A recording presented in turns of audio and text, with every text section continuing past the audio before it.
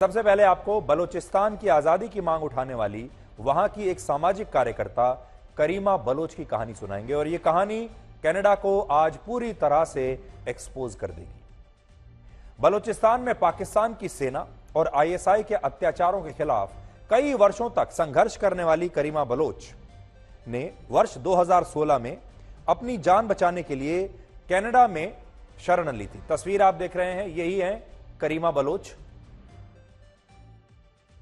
वो कनाडा के टोरंटो शहर में रहती थी, जहां दिसंबर 2020 में एक दिन वो अचानक लापता हो गई और इसके लगभग 24 घंटे बाद उनका शव टोरंटो शहर की एक नहर के किनारे मिला था।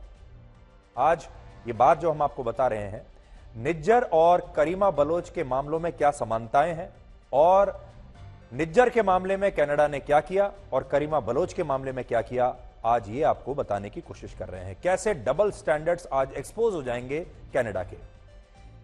जब करीमा बलोच की मौत हुई तो इस बात की पूरी आशंका थी कि करीमा बलोच की हत्या हुई है और इस हत्या के पीछे पाकिस्तान की आईएसआई के एजेंट्स ही हो सकते हैं, क्योंकि वो पाकिस्तान से ही अपनी जान बचाकर कनाडा आई थी और पाकिस्तान की आईएसआई और पाकिस्तान की सरकार उसके पीछे पड़े थे, क्योंकि वो बलूचिस्तान की आजादी की मांग कर रही थी।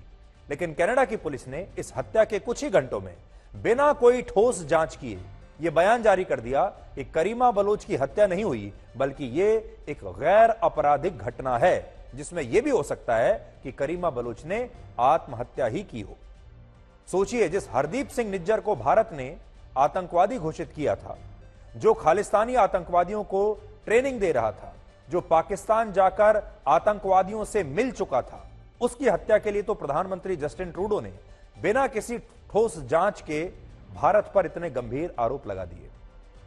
लेकिन 37 साल की करीमा बलोच, जो पाकिस्तान से जान बचाकर कनाडा आई और जो संयुक्त राष्ट्र में पाकिस्तान की सेना और आईएसआई को लगातार एक्सपोज कर रही थी, जिन्हें दुनिया की 100 सबसे प्रभावशाली महिलाओं में भी स्थान मिल चुका था, उस महिला की संदिग्ध मौत जब कनाडा के टोरंटो शहर में होती है, उस पर जस्टिन ट्रूडो ने अभी तक कुछ नहीं कहा और ना ही इसके लिए पाकिस्तान की सरकार या आईएसआई से एक भी सवाल पूछा है और ना ही कोई जांच बैठाई है।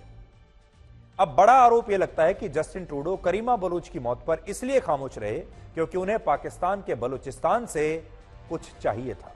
क्या चाहिए था? उन्हें बलूचिस्तान से सोना चाहिए था। कनाडा और पाकिस्तान के बीच पिछले कई वर्षों से एक डील चल रही थी, जिसमें कनाडा की एक बहुत बड़ी कंपनी ने बलूचिस्तान में स्थित सोने की खदानों को लेकर एक कॉन्ट्रैक्ट किया था। लेकिन अलग अलग वजहों से यह डील कई विवादों में घिरी हुई थी और कनाडा और पाकिस्तान की सरकारें इस पर कोई अंतिम फैसला नहीं ले पा रही थी।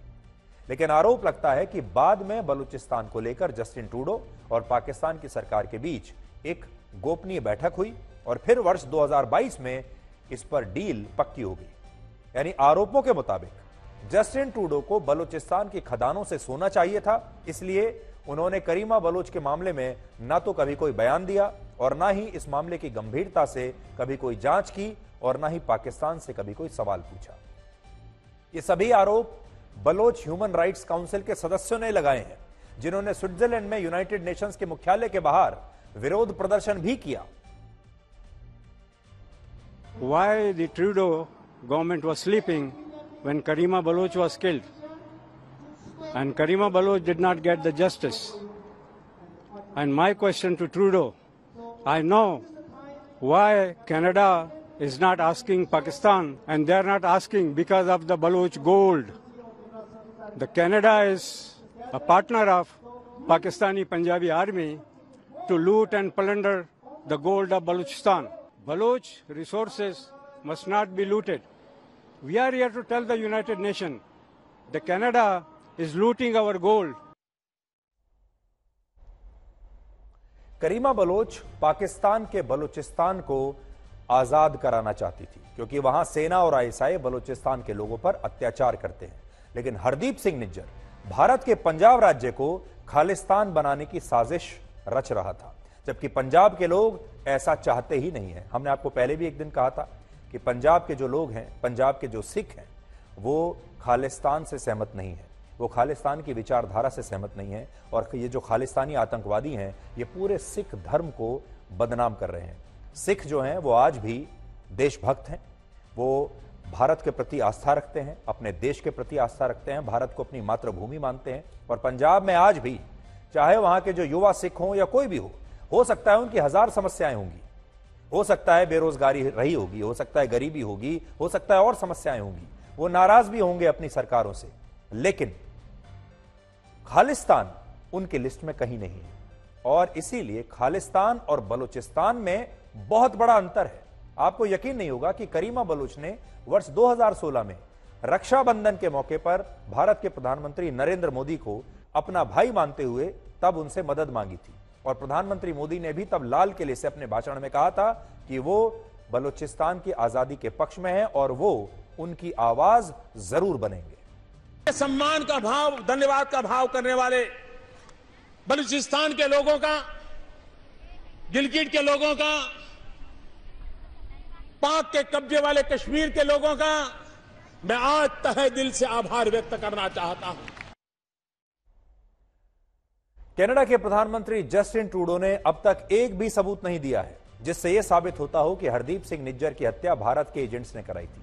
लेकिन आज हम उनके लिए बहुत सारे सबूत लेकर आए हैं जिनसे यह साबित हो जाएगा कि हरदीप सिंह निज्जर को पाकिस्तान से ट्रेनिंग मिल रही थी, उसका पाकिस्तान में आना जाना था और कनाडा में उसे भारत के खिलाफ कुछ भी करने की छूट मिली हुई थी। आपने हरदीप सिंह निज्जर की ये तस्वीरें जरूर देखी होंगी। आज तक पर हमने सबसे पहले आपको ये तस्वीरें दिखाई थी जिनमें निज्जर AK-47 राइफल के साथ आपको दिखाई दे रहा है। और बहुत सारी रिपोर्ट्स में कहा जा रहा है कि निज्जर की ये तस्वीरें पाकिस्तान की नहीं है, लेकिन आज हम सबूत देंगे आपको कि ये पाकिस्तान की ही है। आज हमने टेक्नोलॉजी की मदद से इन तस्वीरों का सच जानने की कोशिश की और इस दौरान हमें यह पता चला कि वर्ष 2013 और 14 में जब हरदीप सिंह निज्जर पाकिस्तान आया था तब उसने ये तस्वीरें खिंचवाई थी जो आज आपके सामने है। जियो लोकेटेड पिक्चर्स की मदद से हमने इन तस्वीरों में हरदीप सिंह निज्जर के पीछे दिख रहे बैकग्राउंड से यह पता लगाया कि उसने पाकिस्तान में ये तस्वीरें किस स्थान पर खिंचवाई थी। और हमें यह पता चला कि ये तस्वीरें लाहौर के पास ननकाना साहिब गुरुद्वारे के पास के एक इलाके की हैं। ये जो आपकी तस्वीरें आप देख सकते हैं, इनमें जिस तस्वीर में निज्जर अपने 3 साथियों के साथ दिख रहा है, यह जगह पाकिस्तान में गूगल अर्थ मैप पर दिखती है और वो आपके सामने मौजूद है। इसके अलावा सैटेलाइट तस्वीरों को जब हमने सोशल मीडिया पर उपलब्ध एक तस्वीर से मिलाने की कोशिश की तो इससे यह पुष्टि हुई कि निज्जर 2013 और 14 में लाहौर के पास ही मौजूद था और उसने वहां हथियार चलाने की ट्रेनिंग ली थी। इसलिए आज बड़ा सवाल यह है कि क्या जस्टिन ट्रूडो पाकिस्तान की सरकार से यह सवाल पूछेंगे कि हथियारों से लैस निज्जर पाकिस्तान में क्या कर रहा था।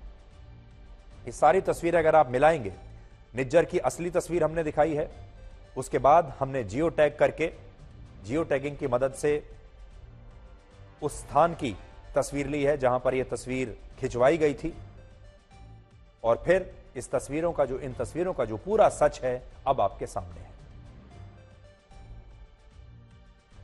यह सिर्फ एक मामला नहीं है जिसमें खालिस्तानी आतंकवादियों को लेकर कनाडा की सरकार ने ऐसे दोहरे मापदंड दिखाए हैं। 23 जून 1985 को जब तलविंदर सिंह परमार और उसके साथी आतंकवादियों ने कनाडा के मॉन्ट्रियल शहर से मुंबई आ रही एयर इंडिया की एक फ्लाइट को टाइम बॉम्ब से उड़ा दिया था और इस बम धमाके में विमान में सफर कर रहे सभी 329 लोगों की मौत हो गई थी। उस मामले में भी खालिस्तानी आतंकवादियों को बचाने की कनाडा ने बड़ी कोशिशें की थी। यह 20वीं सदी का सबसे बड़ा और अमेरिका में हुए 9/11 के आतंकवादी हमले के बाद आज तक का सबसे बड़ा आतंकवादी हमला था। लेकिन इसके बावजूद इस मामले में सिर्फ एक आतंकवादी को ही सजा हो पाई थी और उस आतंकवादी का नाम था इंदरजीत रियात। इसके अलावा जो बाकी के 4 आरोपी थे वो बरी हो गए थे और बरी होने वाले इन आरोपियों में तलविंदर सिंह परमार भी था जिसने एयर इंडिया के कनिष्क विमान में टाइम बॉम्ब रखने की यह पूरी साजिश रची थी। यह वही तलविंदर सिंह परमार था जिसे जस्टिन ट्रूडो के पिता पियर ट्रूडो ने वर्ष 1982 में कनाडा का प्रधानमंत्री रहते हुए उसे भारत को सौंपने से इनकार कर दिया था। इस आतंकवादी हमले में जो आरोपी बरी हुए उनमें एक आरोपी की बाद में हत्या भी हो गई थी, जिससे यह पता चलता है कि खालिस्तानियों को कनाडा की सरकार आज से नहीं बल्कि पिछले कई वर्षों और दशकों से ऐसे ही बचा रही है। भारत और कनाडा के बीच चल रहे इस टकराव पर ब्लैक एंड व्हाइट की एक दर्शक हैं, उन्होंने हमें एक मेल लिखा है और जैसा कि आप जानते हैं, हमने आप सबसे अपील की थी कि अगर आपका कोई सुझाव है, अगर आप कोई कुछ आप में से जो दर्शक हैं वो कुछ हमें कहना चाहते हैं, बताना चाहते हैं, तो हमें लिख सकते हैं, वीडियो बनाकर भेज सकते हैं। और हमारी ब्लैक एंड व्हाइट के एक दर्शक ने हमें ये मेल भेजा है और इस चिट्ठी में उन्होंने क्या लिखा है आज पूरे भारत को सुनना चाहिए, कनाडा में रहने वाले तमाम भारतीयों को सुनना चाहिए और जो खास तौर पर सिख धर्म को मानने वाले लोग हैं उन्हें भी जरूर सुनना चाहिए। देखिए, जो हमारी दर्शक हैं इनका नाम है जैस्मीन कौर, ये पंजाब से हैं और इन्होंने लिखा है, my name is jasmine Kaur, I am from Punjab, Bharat. Your show Black and White is definitely one of the famous shows in our country because your show somewhere influences lot of people in our country. धन्यवाद jasmine आपका ये सुंदर शब्द हमारे लिए प्रयोग करने के लिए। अब वो कहती हैं कि मैं ये चिट्ठी आपको खालिस्तान के विषय पर लिख रही हूं और आगे वो लिखती हैं, because of the Khalistanis the reputation of the Sikhs are badly affected nationally and internationally. Worst thing is just because of few people whole community is suffering. तो वो इसमें लिख रही हैं कि कुछ मुट्ठी भर खालिस्तानियों की वजह से जो सिख समुदाय है उसकी बदनामी हो रही है। फिर आगे लिखती हैं, if they can show Sikhs raising Khalistani flags then our media can show Sikhs raising an Indian flag. अगर वो लोग मुट्ठी भर खालिस्तानियों को खालिस्तान का झंडा लहराते हुए दिखा रहे हैं तो हमारे देश के मीडिया को सिखों को दिखाना चाहिए भारत का झंडा लहराते हुए। If they can show Sikhs saying Khalistan Zindabad, then our media can show Sikhs saying Hindustan Zindabad. Canada में मुट्ठी भर लोग खालिस्तान जिंदाबाद के नारे लगाते हैं, लेकिन भारत में हजारों लाखों सिख हैं जो हिंदुस्तान जिंदाबाद का नारा लगाते हैं, हमें वो दिखाना चाहिए। If they can show Sikhs want to kill Hindus, Hindus wants to kill Sikhs, then our media can show how Sikh and Hindus died for the protection of each other.